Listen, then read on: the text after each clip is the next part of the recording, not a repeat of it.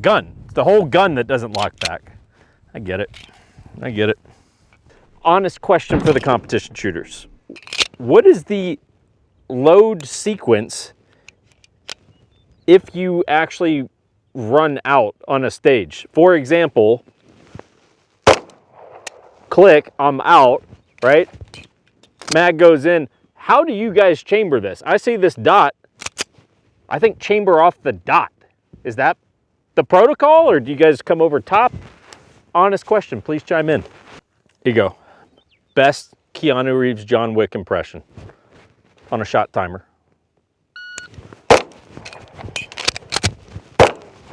Fucking, who's doing the casting? Anyone know who's the casting agent on John Wick? 14? What are we on, 14? I don't know. Whoever I gotta talk to get in that shit. Because you tell him I can do this.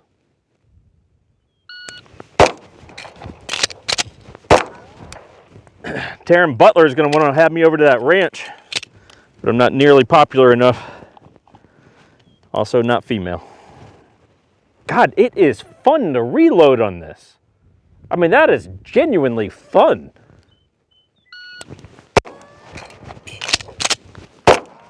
I could do that all, that's fucking fun. Maybe I'm turning into a competition guy on the, I'm sad, I'm out of bullets.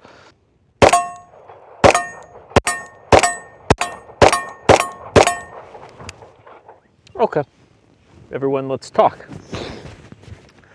Let's talk about it. Let's talk about it. That is the Atlas Gunworks Erebus. And it's made for people unlike me. It's made for people who shoot competitions. And it ain't cheap. We'll get into that. But let me read you a couple things. I only read this so I don't get it wrong because I don't understand it. So this gun is suitable for 3-gun open division. It's open, so that's good. 2-gun, so it's one less gun. 2-gun also open division. And then the USPSA also open division, minor only. So I guess I legitimately, this is not even a joke. I don't know, does that mean it's for youth? Does that mean people under 18? Couldn't really tell you.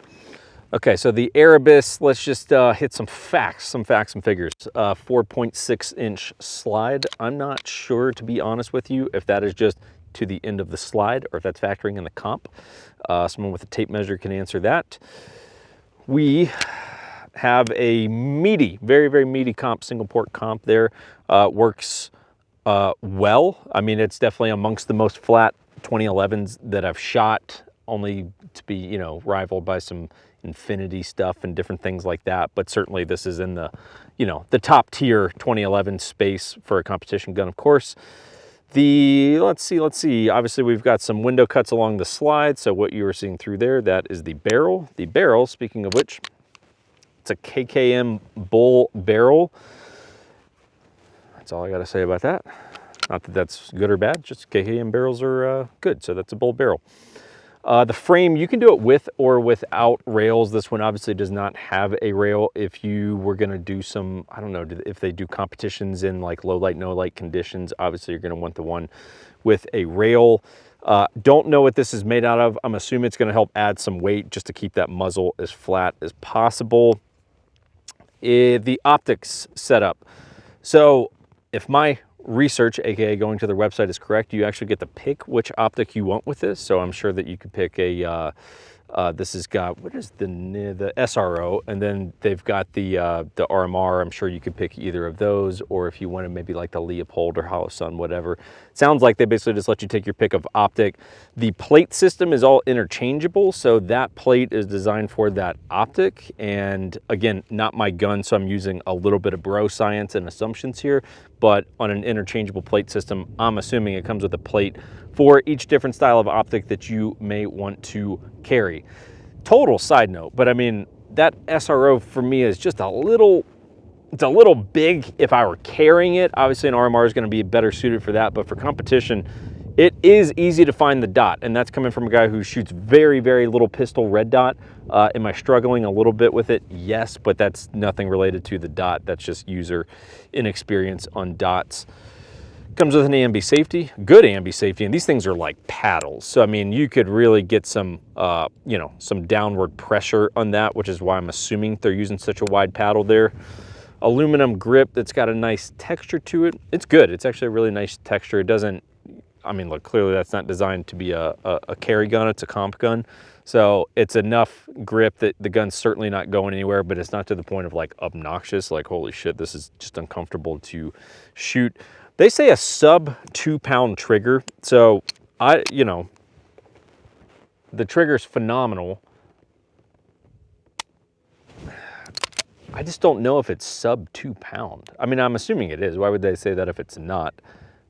But there's just the most minimal of take up there. I mean, a super concrete wall where you hit it and you're like, yep, that's the wall. And then beyond that, it goes, yeah, it probably is sub 2 pounds.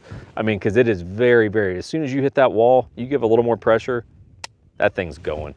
And the reset is,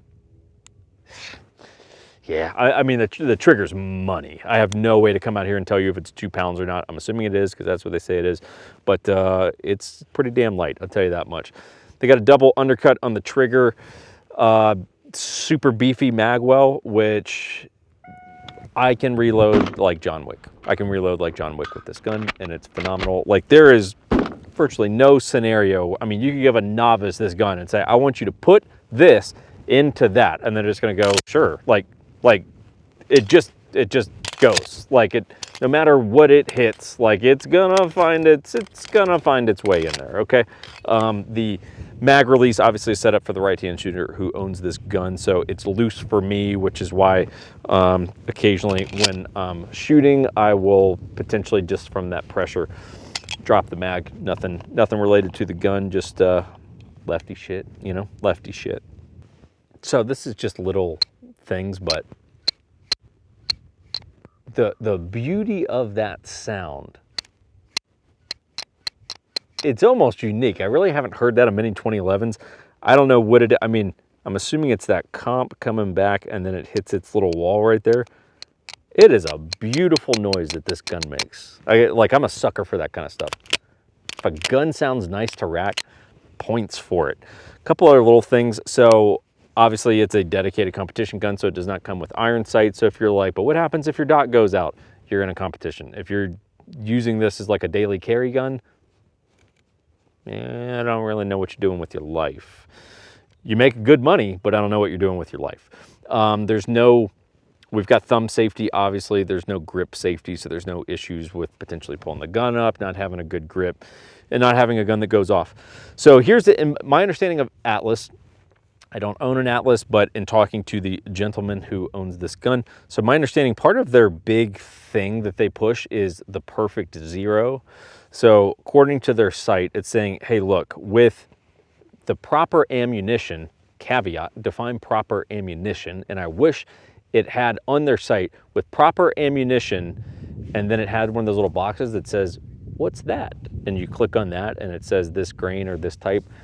I wish they would say that, because I don't know if I'm using that or not. But with the correct ammunition and a good grip, apparently the gun returns to a perfect zero, and that's their you know, thing that they're kind of pushing, it would appear, is, hey, look, if you use good ammo, whatever that means, with a good grip, the gun is going to return to its perfect zero, I assume more quickly and more efficiently than your average, or non-average in this case, 2011.